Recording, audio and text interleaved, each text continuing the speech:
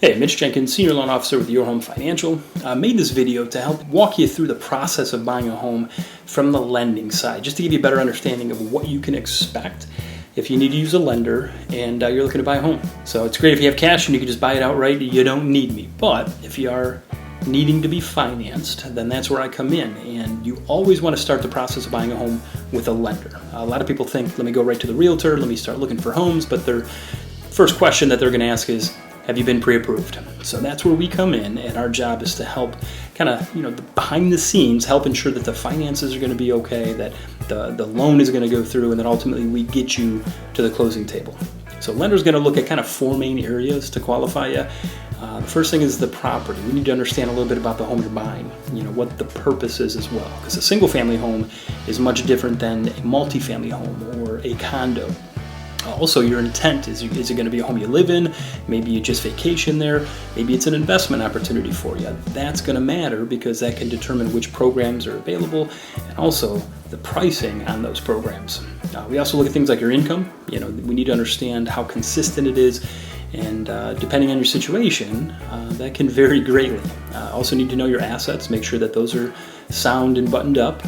We need to know where that's coming from, and then lastly, your credit. Very important to know, what your debt load is, what you have going on, how you manage your payments, and also your credit score. It's a big piece of the puzzle when it comes to qualifying you and determining which programs you're eligible for. So once you have that contract, we send you an actual official application. You sign everything. It's usually done electronically nowadays, and then you submit it back to us.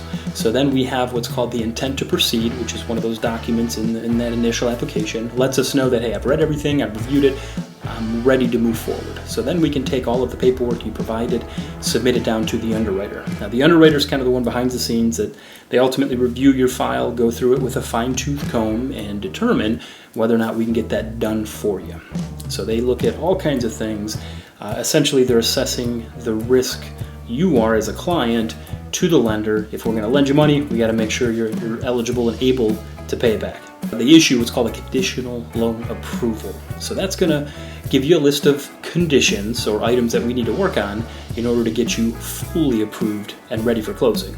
So, some of the conditions are pretty straightforward. If you need an appraisal, you're going to need title work, the verification of employment, where we send a form to your employer to fill out. Those are pretty standard, and pretty much every loan is going to have those. Again, depending on your situation, we might require additional items. So if you have a business, maybe we need a year-to-date profit loss. Could need business bank statements.